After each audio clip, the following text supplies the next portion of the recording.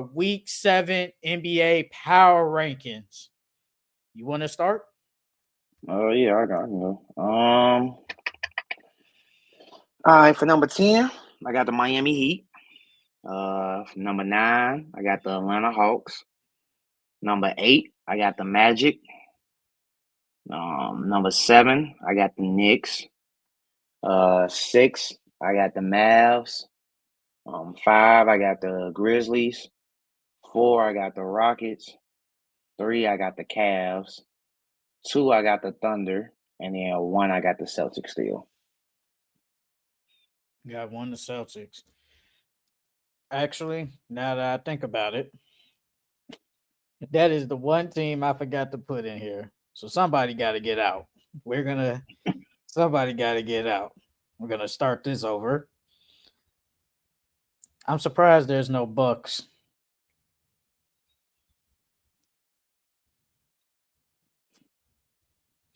Yeah, we're going to, all right, there we go. That was the one team I forgot. I don't know how I forgot, though. All right, though. So at number 10, I got the Atlanta Hawks. At number 9, I got the Milwaukee Bucks. At number 8, I got the Orlando Magic. At number 7, I got the New York Knicks. At number 6, I got the Houston Rockets. At number 5, I got the Dallas Mavericks. At number 4, I got the Memphis Grizzlies. At number 3, I got the Cleveland Cavaliers. At number 2, I got the Boston Celtics. And at number 1, I got the Oklahoma City Thunder. I'm surprised you put the Bucks in now. Hey man, the Bucks have still playing. They're still playing good. I know the defense is not the best, but I feel like Giannis and Dame has been playing really good up to par. I think they're 8-2 in their last 10 games. They've been playing really good, and I think they deserved it. I had low key though. I did have the Heat at number 10. It was either between them or the Clippers, but then once you said Houston, I said, yeah, I forgot about Houston. How did I forget about Houston?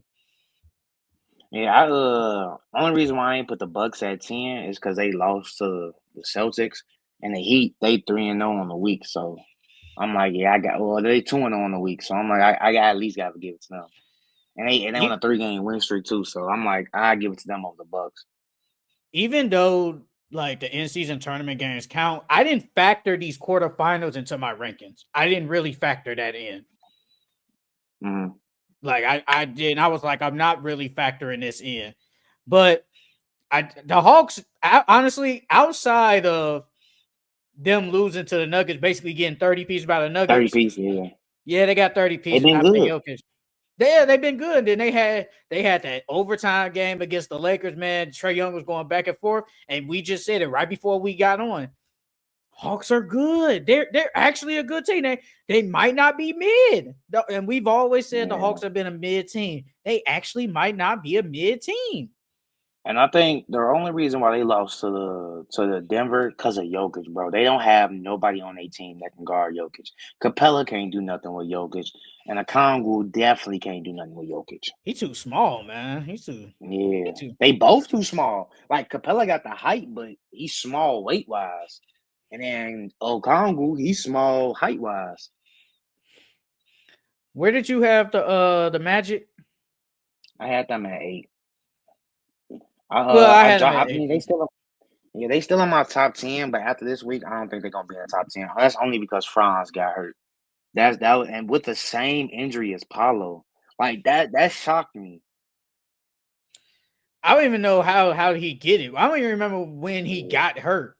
It had to be in that Philly game because that was the last game he played. I just didn't see anything like him getting hurt. I didn't either. I think the Magic, they are like they are a team that's like together. So I think they can get through. I think they'll be good enough. But how they've been playing with France, I don't think there'll be that. But I think they'll be good enough to stay in games and competitive. And we go get into the in-season tournament games basically right after this and our takeaways. But they were in that game. They were in that game without the two best players. And I think that's how it's going to be majority of at least this season without the two best players. They just have to string along a couple of games. They just have to stay afloat until Paulo comes back. Cause Paulo should be back in like the next 2 to 3 weeks. Because it's already been damn near a month.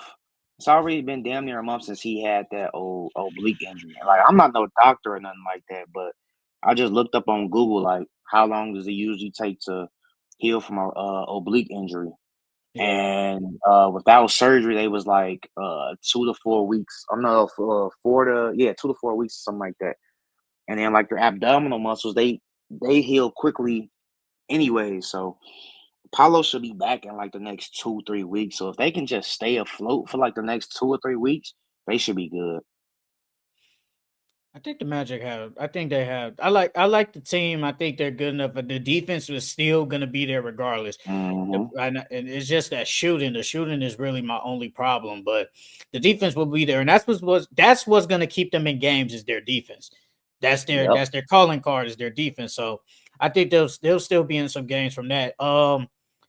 Houston, they kind of went down. And I think it's not because of their play, it's just because the other teams that are above them are just playing better in that moment. Where Because you I got them think at? I had Houston at 6. I got them at 4. So who you got Mm, above them? below them, Above them. Mavericks at 5, Grizzlies at 4, and then the Cavs 3, Celtics 2, Thunder 1.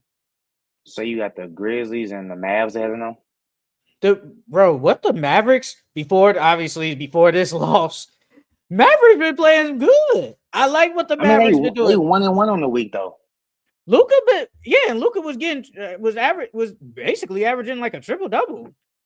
I think Luca was been good, and Kyrie been doing his thing too. I think they've been playing good, and the Grizzlies they've been doing the same thing. The Grizzlies have been playing really good. Yeah. I mean, I got the Mavs at 6 only because they went 1-1 on the week, and then the Grizzlies they went 2-0 on the week, and the Rockets went 2-0 on the week. And so, like in my opinion, the Rockets wins were better than the Grizzlies wins. That's why I put them at 4 and the Grizzlies at 5. But like you said, the Grizzlies have been playing well. They 5-1 since Ja been back, I know and that's what I'm saying. their team is fully healthy now. Only besides what Gigi Jackson. Gigi Jackson is the only one that's still like hurt, but he's coming back. So they're gonna have by All-Star break, they're gonna have a healthy roster. So they gonna make a push. They gonna make a push for that 3 seed. Because what they were right now, they're what? I'm looking at it right now. They're the 3rd seed. They're 17-8. They 30? Oh, okay. So Yeah. yeah, they playing good. They playing real good since Ja been back. And like low key though, I think what had them is kind of crazy, but if they didn't beat the Celtics, and that was a healthy Celtics team too, so it's not like Hmm. nobody rested. Their whole super, people want to say super team starting 5. Their starters played that game, and nobody on the Celtics had a good game at all. Nobody played good, but the Grizzlies they went into Boston and beat the Celtics. They beat the defending champions, Yeah. and that was like that game moved me to say I think y'all deserve to be in the top 5. I Mm. think y'all deserve to be in there. Yeah, they definitely deserve to be in top 5. So the Rockets do too, though, bro. The Rockets have beat some good teams this year, and they got their lick back on the Warriors. Because the Warriors had beat them like I think like the week before, and then they just got their lick back on the Warriors in the end season. See, I accounted for the end season tournament because Oh, it that's was cool. before the pod. It was before the Yeah, that's pod, so I'm cool. like I'm gonna count that. That's cool. And so them beating the Warriors in the end season tournament game, the way they did by 1 point, I'm like, okay, I got to give it to them because that game meant a lot. Everybody was out there playing their hardest. And who did you have at 1? I had the Celtics. Hey I know they man, lost to Memphis. I know they lost to Memphis, but the Celtics are still the Celtics, man. They still the best team in the league right now. if the Cavs ain't lose to the Heat, because they should have won that game, they Yes. probably be 1. I think they probably be 1, and maybe I probably put the Celtics at 3. But losing to the Heat, I said, I don't know. That's kind I of think bad. That's kind of bad. That's kind of bad. Like the even Heat though are the still Heat the have been Heat, but they playing have no decent, offense. the Heat been playing decent lately though. They've been Hmm. playing decent lately. And like I said, I almost put the Clippers in there. I almost. I almost put the Clippers, but I They said, on the losing nah, streak right now, ain't they? 2 games. 2-game Yeah. losing streak. 2-game losing streak. It was either them or it was either them, the Heat or the Clippers. But I said, but once you said Houston, I said, so I had to move. I had to move some people down into the rankings. But I don't have a problem with you put in the in season tournament because those games do count. Them games do count. So I don't have a problem with that. I was like, I'm really not gonna add this in here, but because I felt like everybody doesn't play a lot during this week. That's what I was like. If everybody's really not playing a lot this week, I shouldn't I shouldn't add these 2 teams that's playing. So like, it's gonna be a lot of these teams are playing right now. So I just said I'm not gonna add them, but I don't have a problem with it though. Where you got the Knicks at? 7. Yeah, I I got had the the Knicks Knicks at at 7. 7 too. That loss to like don't get me wrong, Atlanta has been playing good, but that's a team that you're supposed to beat. And then you lost to Detroit. That was a team you're supposed Oh to beat too. yeah, they did lose to Like, don't get me Detroit. wrong, I love my Detroit boys. I love them, and that was a good win for them. But you wasn't supposed to lose to Detroit, bro. And you barely beat the Raptors. Mm-hmm. And Scotty got hurt late in like I think it was the 3rd quarter, like mid to late 3rd quarter. He got and y'all was still in the battle. RJ Barrett played good. I give him credit. RJ Barrett was playing really good. But that's a game y'all probably should have blown them out. Low key. Yeah, the Raptors, yeah. Y'all should have blown them out. But I was like, yeah, we're gonna keep them in there, and the same, and the Magic they're at the bottom. Bucks, like I said, Bucks been playing some good basketball. They like Dame Hey, and Giannis have been carrying. They've been hey, carrying. quick question. Should RJ be in consideration for most improved? Okay, I got another question for you. Should he be in the conversation for top 3 for most improved? If you want to say should he be in the conversation in general, I think he has a case. But should he be in the top 3? I'm not gonna go there yet. Nah. Nah, I don't think he should be in the top 3, but he should definitely be into consideration because he's Once been we playing way better this year. once we see like the whole ballot, because it's usually be about like 8 names. I think he'll be in there. I think he'll get a vote. Yeah. But RJ has been low key outside of Scotty because Scotty been hurt majority of the year. He been their best player. Yeah, he has been their best player. I'll probably say him, then Podol, and then Scotty, but that's only because Scotty been hurt. Podol has What been about playing amazing this season. Grady Dick? Yeah, Grady in there too. Grady's been playing good. But since Scotty came back, it was like Grady took a back seat. But now that Scotty's injured again, he out for several weeks. Grady might pick back up. Bro, I was just saying, I was like, bro, he just came back. He Hmm. just came back and now he's hurt again. Yep, ankle injury. RJ Barrett, I think he deserves some. I think RJ deserves some consideration. What is he averaging? Let me look real quick. He averaging 23. Mm. He averaging 23.6 Damn. I got it. steals, 6 assists, and about 7 rebounds. I asked, damn, that's better than I thought. Whoa, okay. Wow. His assists is up from last year. His steals are up from last year. His rebounding is about the same. And then his scoring is up. He's shooting better. Nah, he's not really shooting better from the 3 this year. He taking more threes, but he's shooting about 34% from 3. Well, He just getting to the free throw. He just getting to the free throw line more. I mean, he only averaging 2 more points than last year, so it's like it's just the way he's playing. The way he's playing looks way better than what he did last year. Because the numbers don't really say most improved, but when you watch him play, he just looks like a better player. man, we've been writing off RJ Barrett, man. RJ Barrett I think he's a good player. I feel like he Yeah. just don't get for some reason he don't get he we leave him way on the other side. Like we don't even But speak that's of him.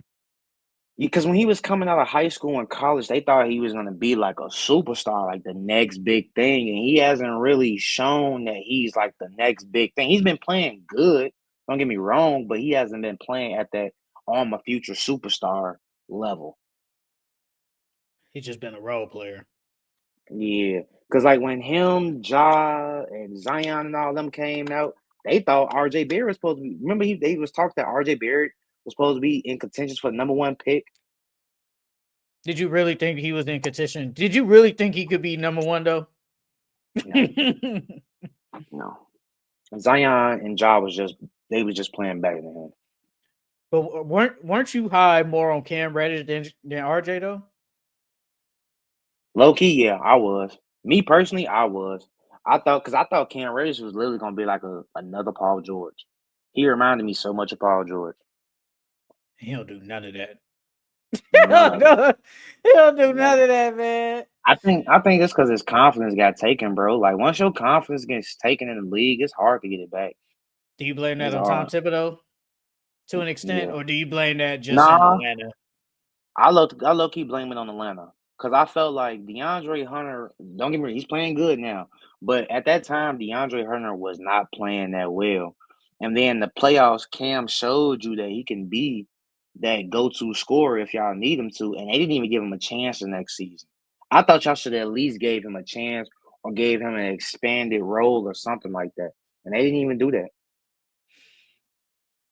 Do you think if he stays in Atlanta, does he be better, or does he end up like DeAndre Hunter is doing right now? If he If he stays in stays in, Atlanta, yes. yeah.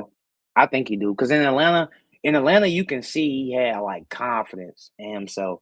When he got to New York, it was like he trying to find his role on the team, his fit on the team, and then Tibbs be messing with people minutes and stuff. So it was like his confidence was shocked after that. I just feel like if if Tom Thibodeau basically tells you, I don't want him, I'm not gonna play him.